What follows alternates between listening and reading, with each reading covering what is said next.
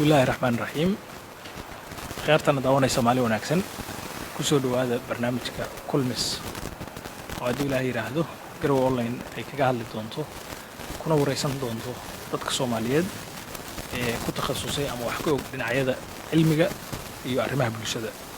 Maanta waxaan ku faraxsanahay inay marti noo tahay Sucaad Cabdullaahi Galow oo Sucaad waxay ka mid ahayd ciyaartooydii basketballka ee xulka qaranka Soomaaliya xilliyo hore haddana waxay ka shaqeysaa arrimaha gabdhaha iyo sportska oo ku faraxsanahay Sucaad inaan maanta isla joogno marka hore bal si kooban qofka ay tahay Sucaad Cabdullaahi Galow iyo waayaheeda. bismillaah assalaamu calaykum waraxmatullaahi wabarakaatu. awalan ilaahay baa mahad iska leh subkaan keenay nabad Soomaaliya joogna fursadan qaaligaana ay siiso garow online sikriyo waa ku mahadsan tahay. aniga magacaygu waa Sucaad Cabdullaahi Galow waxaan ahaa ciyaartooydii barisamaadkii Soomaaliya markii ay nabadda iyo nolosha lahayd ku barbaaray. waa dhalinyaro cuslaatay baan laakiin waxaan idhahnaa anaga dhalinyaradii nasiibka badnayd. aniga waxaan ka bilaabay sportska ciyaaraha waxaan ka bilaabay dugsiga hoose dhexe waxaan ciyaaray heer degmo heer gobol gobolka Banaadir waxaan noqday Serie C kooxdii xoogga dalka Soomaaliyeed ee horseed caawiye maalin waxaan u gudbay waxay yiraahdaan horyaalada iyo channel daa'uudka tartanka koobaad waxaan u saftay naadiga horseed waxaan nasiib u helay inaan metelo ummadda Soomaaliyeed ku metelo magaca kubadda kolayga. waxaan ahay ciyaartooy aad u nasiib badan dal nabada iyo dawlad dhisan haysata. waxaan lahayn tababarayaal waxaan lahayn gudoomiyayaal waxaan lahayn wasaarad xiriiro aad u garabtaa. Sucaad waayahaas waa u imaanayna waliba waqtigii adigu aad dheelaysay oo xulka qaranka Soomaaliya ku jirtay laakiin adiga ka Sucaad ahaan maxaa kugu riixay horta basketka see ku timid inaad gashid mahibo waxay ahayd qoyska ka imaatay gabar yar oo dugsi dhexe dhigata dugsi hoose ka imaatay bal sida aad dhinacaas ugu leexatay dadka la wadaag. su'aal fiican walaashay iga weyn oo leedahay Safiya Cabdullaahi Galow ayaa waxay ka mid ahayd ciidamada xoogga dalka Soomaaliyeed waxa la aasaasay gabdhaha kubadda kolayga horseed. walaashay waxay ka mid ahayd aasaasayashii horseed saas darteed anigu familygaygu 6 qof baan lahayn iyo hooyaday iyo aabahay ana ugu yaraa marka iyada ayaa marka mas'uul naga ahayd hooyaday iyo aabahay iyo walaashay way maqnaayeen marka waxay bilowday marka ay tababarka aadaysay inay ka haysato oo aan fadhiisto jaranjarooyinka marka waxaan bilaabay inaan kubadda ka soo hadhay iyaga marka intii tababarka ku bixinayaan inaan geesaha bannaan ku garaaco markaas ayaan ogaaday inay tahay wax qalbadayda iyo wadnahaygu jecel yihiin. Sucaad kadib waad ciyaartay kadibna deeq waxbarasho ayaa ka soo baxay sheekadaas nasiib wanaag markii aan u ciyaaray muddo 4 sanadood Soomaaliya national teamka ama qaranka Soomaaliyeed waxaana loo keenay jiray tababarayaal Mareykan ah oo noo diyaariyay ciyaaraha All African Games iyo noo diyaariyay ciyaaraha Arab Games. saas darteed tababarayaasheedii Mareykanka ee jaamacadaha Mareykanka waxay ugu dhiirigelin jireen haddii aan fursad u helo oo Mareykan imaado inaan jaamacadaha ka ciyaari karo. saas ayaa igu dhalisay in aan isku dayo ama aan hore u sii wato. sidaas darteed markii aan fursad u helay inaan wadanka Mareykanka tago ayuu tababarahaygi qaranka oo markaa joogay Connecticut jaamacadda Connecticut University oo xamar nagu tababari jiray aan war u diray inaan Mareykan imi. markaas wuxuu ii ballamiyay jaamacado badan oo markaa meeshii aan ku sugnaa Fairfax Virginia iyo Washington DC iyo Maryland jaamacadii ku yaalay inuu ballamay iga qabto oo arkaan awoodayda iyo inta aan ka garanayo kubadda kolayga. saas ayaan ku helay deeq waxbarasho jaamacad ku taalo Washington DC University District of Columbia coachkeygii ugu horeeyay coach Kelly oo ahayd gabadh 4 jeer qaaday NCAA Tennessee University oo ka soo ciyaartay wadanka Europe marka ma jirin WNBA tababarahaas oo ahaa gabadh madow stronga aad maaragtay garab qabatay jaamacadana iga siisay maaragtay deeq waxbarasho buuxda. Sucaad kadib waad ciyaartay kadibna deeq waxbarasho ayaad heshay markii aad dugsiga sare ka soo baxday sheekadaasna bal dadka la wadaagayo. nasiib wanaag markii aan u ciyaaray muddo 4 sannadood Soomaaliya national teamka ama qaranka Soomaaliyeed waxaana loo keeni jiray tababarayaal Mareykan ah oo noo diyaariyay ciyaaraha All African Games iyo noo diyaariyay ciyaaraha Arab Games. saas darteed tababarayaashaydii Mareykanka ee jaamacadaha Mareykanka waxay ugu dhiirigelin jireen haddii aan fursad u helo oo Mareykan imaado inaan jaamacadaha ka ciyaari karo. saas ayaa igu dhalisay in aan isku dayo ama aan hore u sii wato. sidaas darteed markii aan fursad u helay inaan wadanka Mareykanka tago ayuu tababarahaygii qaranka oo markaa joogay Connecticut jaamacadda Connecticut University oo xamar nagu tababari jiray aan war u diray inaan Mareykan imi. markaas wuxuu ii ballamiyay jaamacado badan oo markaa meeshii aan ku sugnaa Fairfax Virginia iyo Washington DC iyo Maryland jaamacadii ku yaalay inuu ballamay iga qabto oo arkaan awoodayda iyo inta aan ka garanayo kubadda kolayga. waa mahadsantahay Sucaad. kadibna waad soo laabatay xulka qaranka toos ugu biirtay oo kubadda kolayga sida bal waqtigaas uu ekaa ama lagu galiyay xulka sheekadaasna la wadaag. sidaan hore u soo sheegay waxaan ahay dawlad maamul iyo nidaam iyo kala dambeyn iyo sharciyo leh. waxaa jiray kooxo badan oo ka kala tirsan wasaaradaha dawladda. marka kooxahaas waxaa la gelin jiray 3 tartan sanadkii 3 tartan baa la qaban jiray Channel Daud horyaalka iyo koobka Rabadaanka. gabdhuhu marba marka ka dambeysay way sii yaraanayeen laakiin 12 kooxood 13 kooxood wiilasha markasta naga badnaa. inta ay ciyaarahaas socdaan ayaa tababarayaasha marka ugu fikirka dheer ama ay wasaaradda ama xiriirku ay u arkayeen tababarayaal iyaguna leh khibrad inay naadiyada inta ugu fiican laga soo xulo haddana aqoontayada kor u qaadaan. ka waxaana lagu xili jiray intaas oo kooxood ayaa qofba 5-6 gabdhood laga soo qaadan jiray kadib tababaraana la gelin jiray bishii iyo 2 biloodba qaar baa laga tagi jiray ilaa inta aanu ka gaarin natiijo 12 gabdhood ay ku soo hadho. marka xulkan basketballka qaranka aad u ka tirsaneed ma gabdhahu ahaa mise waa mixed buu ahaa oo isku jireen? waxay ahaayeen gabdho wiilashuna gaar bay ahaayeen gabdhuhuna gaar bay ahaayeen because ciyaaraha laga qayb galaya waxay u badnaayeen All African Games ciyaaraha Afrika iyo ciyaaraha Carabta.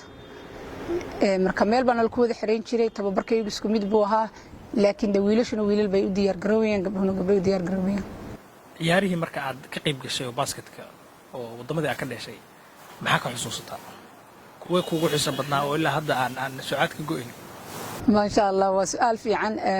عيارتي نوgu xiiso badleen aan xasuusano anoo waliba dugsiga sare dhiganayna waxay ahayd ciyaar lagu qabtay 1987 Muqdisho capital city magaalada madaxdeena lagu qabtay garoonka la yaqaano Stadium Muqdisho ama Village-ka Muqdisho. garoonkaas oo garoon bariyaha cusub muddo jiray laakiin anaga aan weligiyo ma aragtay ku ciyaarin. gabdhaha marka walaalaha kooxdayda ahaan waxay gabdho wada cusub oo gabdhihii naga waaweynaa waxbarasho qaar u bixin qaar way guursadeen. waxaan ahayn dad markaa ka soo wada baxay oo kacdoomayo ilaa dugsiga sare ilaa markaa dhameeyay inta u dhaxaysa. waxaan la ciyaaraynay wadanka Egypt saad ogtihiin waxay ka tirsantahay qaaradda Afrika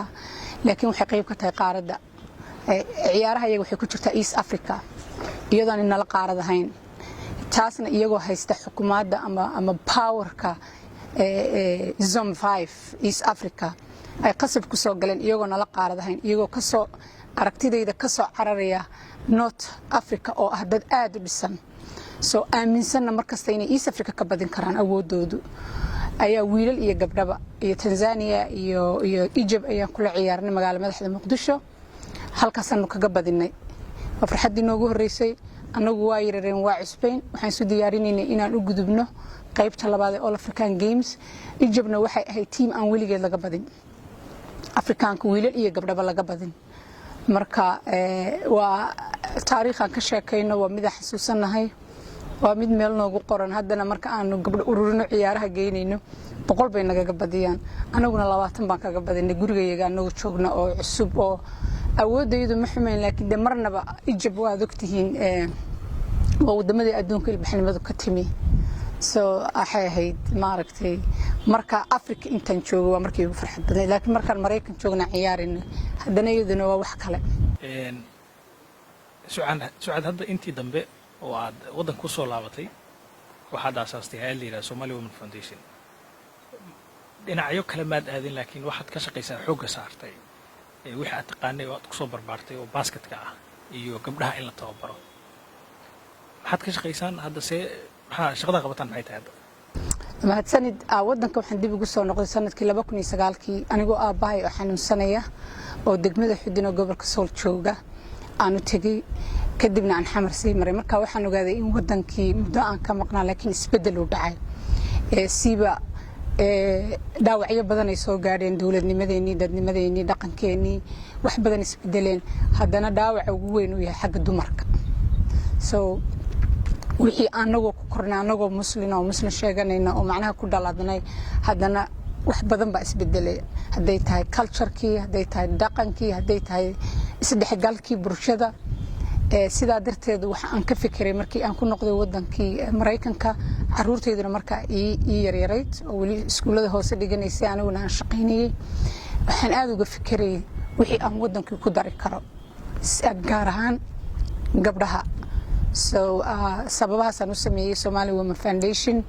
in ay noqoto wax lagu soo celiyo hadday tahay waxbarashadii ay u heli karaan sidayadii fursad deeq waxbarasho ah hadday u heli karaan qofka bilaadanka wuxuu jecel yahay ayaa badana lagu taageeraa wuxuuna u rabin ayay dadkeenu badana bulshadeena ay ku qasabtaa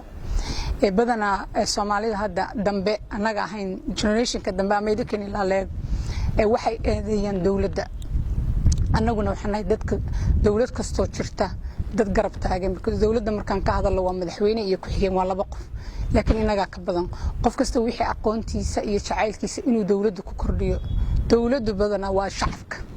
laba qof ma qaban karto marka shacab ahaan markaan soo noqono anigii dadkii generationkayga wixii aan marka ku awoodi karno aan waxaan haysanana burburin laakiin waxaan haysanay inaan dhisno garbaha ka istaagno marka Somali Women Foundation goormaad asaastay maxaa hadda idin qabsoomay inta shaqaynayseen waxa ka qabateen shaqadan su'aal fiican walaal Somali Women Foundation waxaan asaasay sanadkii 2017 sababta aan u asaasay ugu horeysay xooyay markii aan 2009 soo noqday aan muddo aad u ka fikireeyay ayaan xiriir waxaan la sameeyay USAID oo ku taal Washington DC anigoo u gudbinaya qofkaan ahay fikirkayga iyo higsiga aan rabay inaan wadankayga ku soo noqdo ama contribution ku darsado siiba gabdhihii hore waaweynaa inaan empower gareeyo si gabdhaha yaryar u caawiyaan waxaan fursad u helay sanadkii 2015 in USAID mission Soomaaliya igu casinto Nairobi ugu imaado inay fikirkayga dhageystaan inan yar oo aad jaamacad agta gurigayga agtiisa ka soo baxay Mareykanka ayaa fikirka ila qaatay oo jeclaa ciyaaraha oo Mareykan NBA-da saaxiibkiis Lillaahi uu kamid ahaa NBA-da 2016 wuxuu igu yeeray Nairobi wuxuu siiyay fursad ma laga yaabaa inaad sameyn kartid ciyaaro gabdhaha hadda sameynaysid sideeba u sameyn kartaa marka anu muddo 15 sano coach waxaan ka ahaa Fairfax Police Youth Club in Fairfax County oo ciyaaraha kubadda cagta iyo ciyaaraha kubadda kolayga marka wuxuu weydiiyay sida aan u organize kareyn karo inaan barigraph ka soo qoro iyo challenge-yada ka jira marka wadanka gudihiisa oo uu leeyahay isbedel baa dhacay sidii hore iisuma laakiin waxaan rabaa fikirkaagan inaan dhageysto si aan ku taageero nasiib wanaag waan u qoray fikirkaygii wuu naqaatay haddana waxaan ka fikirnay meesha kaliya ee gabdhaha yaryar ee Soomaaliyeed la isugu keeni karo isku baran karaan ee nabadda aniga iyo wasaaradda dhalinyarada sportska ee Olympiga Soomaaliyeed iyo xiriirka kubadda kolayga waxaan isku qaadanay inay tahay Garowe haddana Garowe challenge baa jira garoomo ma leh kubadda kolayga lagu ciyaaro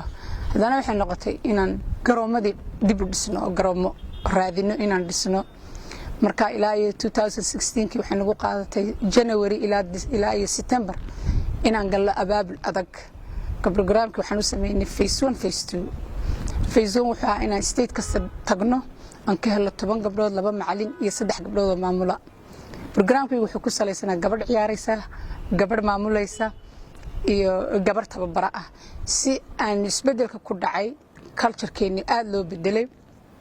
diin ahaan la isbedelay inaan ixtiraamno marka systemka wadanka ka shaqeynaya kasana waxaan dad muslimiin oo ku dhashay markasta waxa diintu sheegaysa ama culimadeena inaan ixtiraamno so inaan helo gabdho kaliya oo ismaamulaya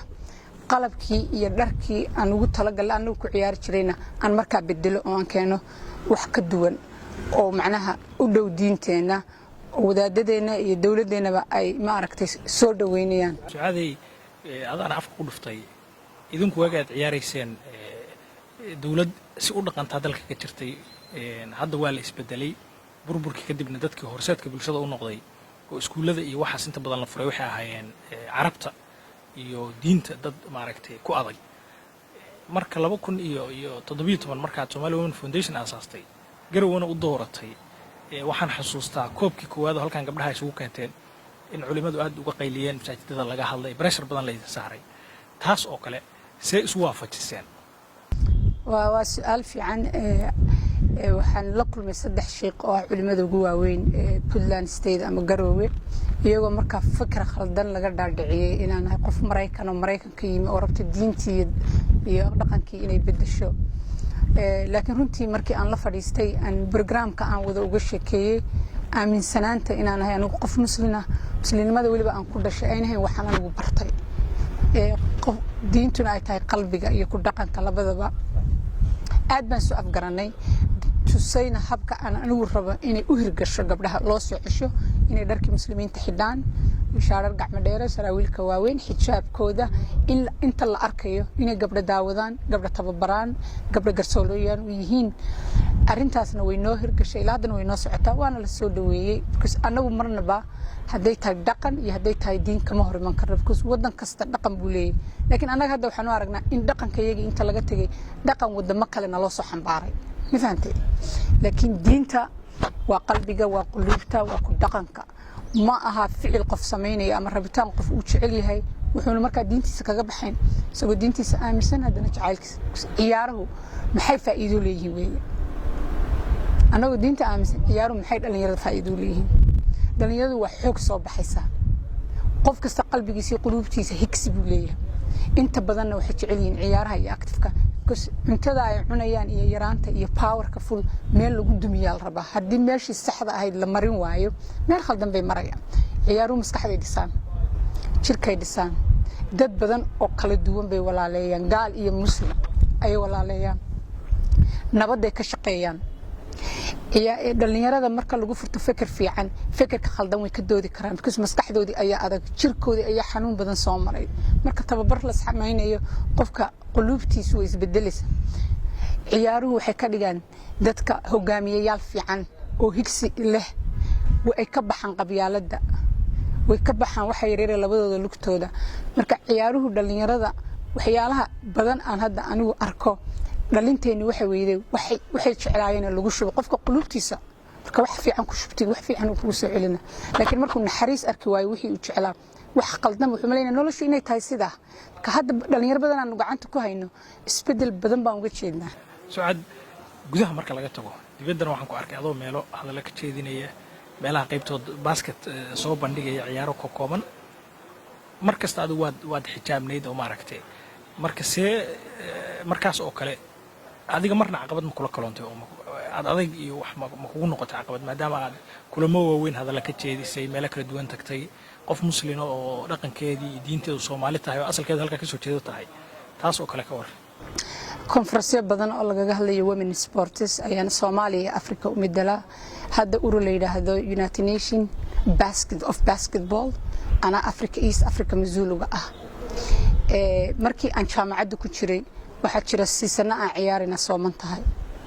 dadku marka aad diintaada iyo dhaqankaaga ku dhagantahay way kugu ixtiraamayaan waxa jirta marmar anoo garoonka ku jira in la adimo gabdhaha Mareykanka aan ahayn muslimiinta waxay diyaarin jireen timirta iyo biyaha in 5 daqiiqo la soo bedelo hadda intii aan Mareykan joogay ama wada ilaa 5 iyo 30 wadan baan tagay oo ka hadlayay women sports iyo carqaladaha naga haysta